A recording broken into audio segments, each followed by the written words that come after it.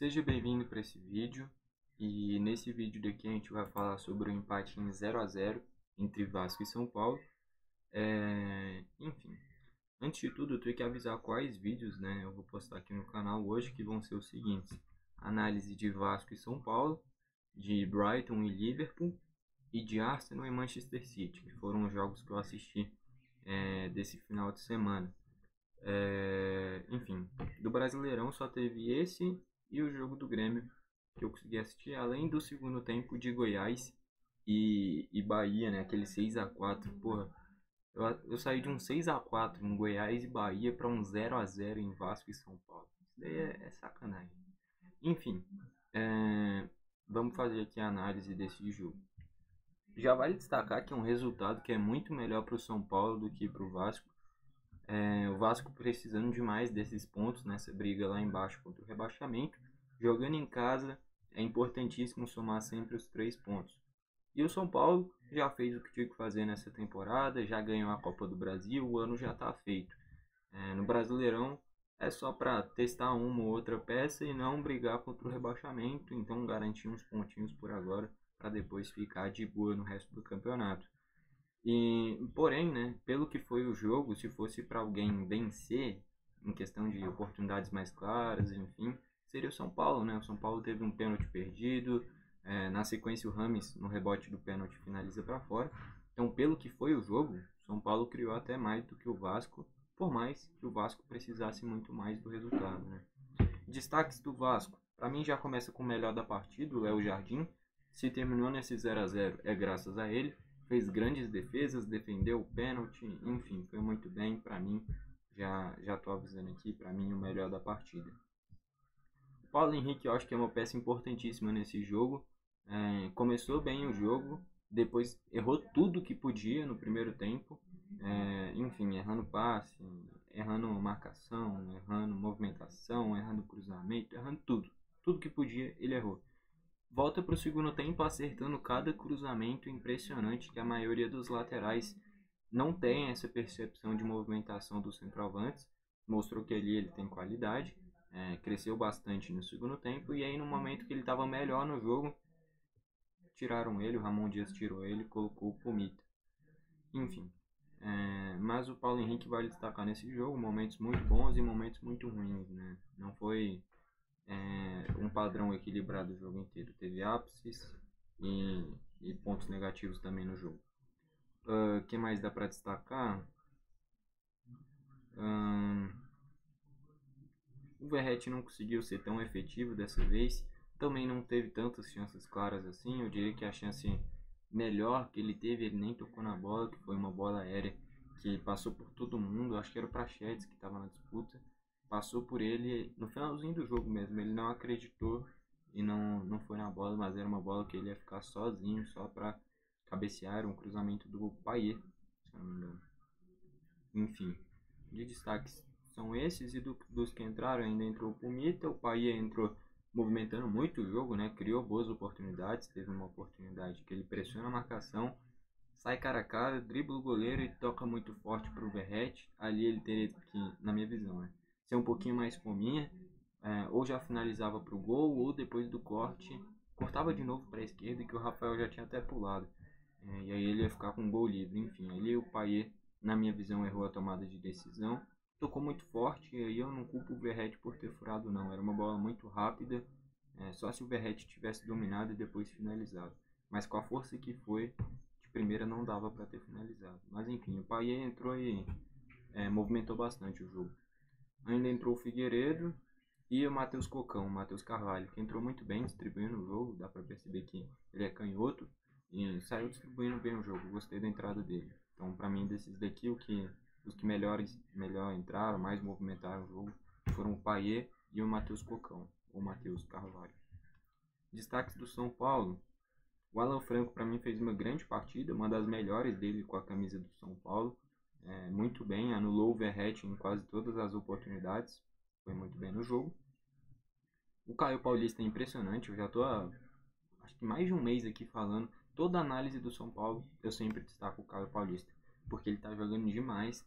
Na minha visão, com o corte do Caio Henrique na seleção, merecia ter sido convocado. acabou indo o Carlos Augusto, né, se eu não me engano. E eu acho que o Arana também foi, né, o Guilherme Arana, não lembro.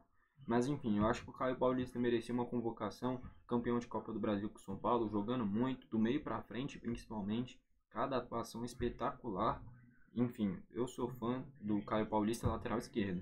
O Caio Paulista atacante é um ponta rápido. O Caio Paulista lateral esquerdo é um lateral de muito recurso, entendeu? Essa é a diferença. Ele só precisa cada vez mais aperfeiçoar a parte defensiva dele. Porque como é um cara que é atacante de origem, ainda deixa alguns buracos atrás. Mas do meio pra frente é impressionante o que o Caio Paulista joga. Joga uma barbaridade. Eu sou fã do Caio Paulista lateral esquerdo. Dele na esquerda, eu gosto.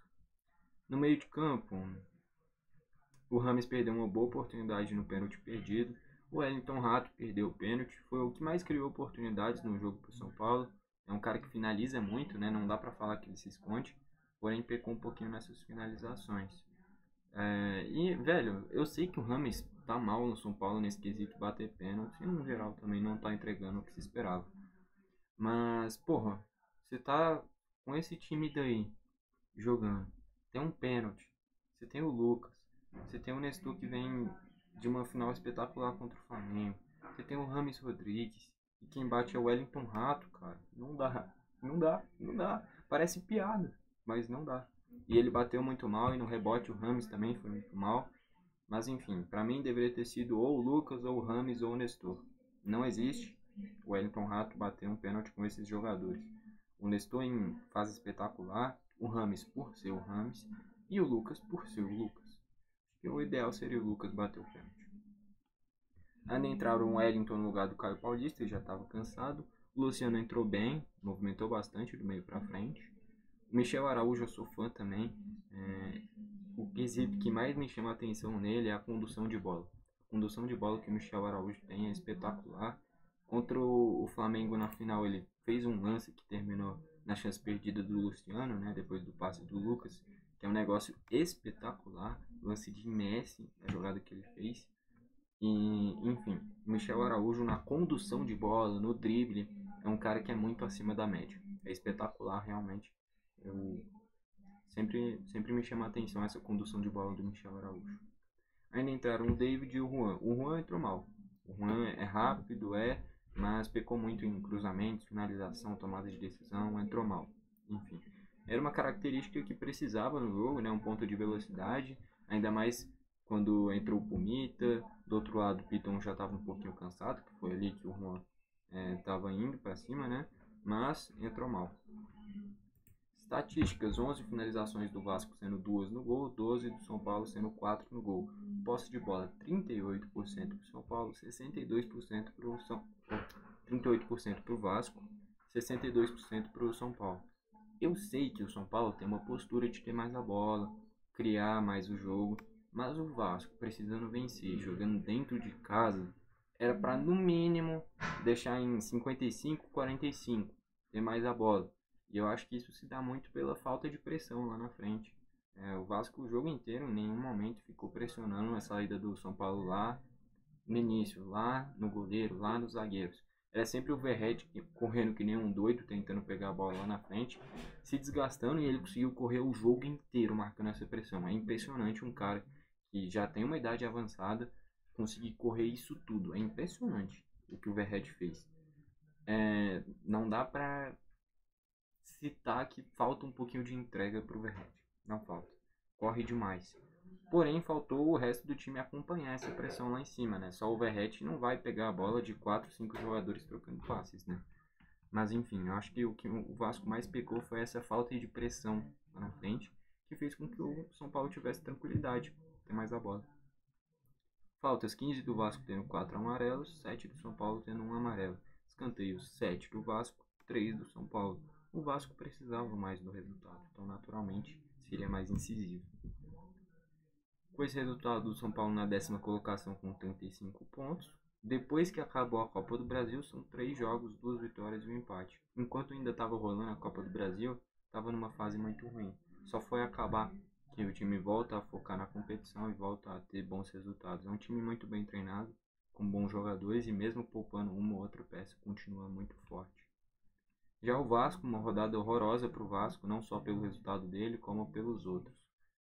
O Vasco fica na 17ª colocação com 27 pontos, ou seja, volta para a zona de rebaixamento.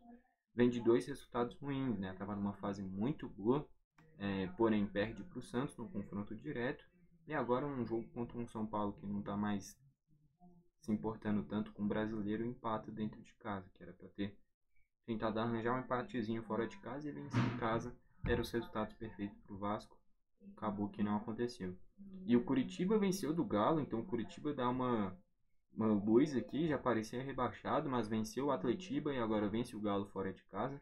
Volta a ter esperança para fugir dessa zona de rebaixamento, com o Slimani jogando muito.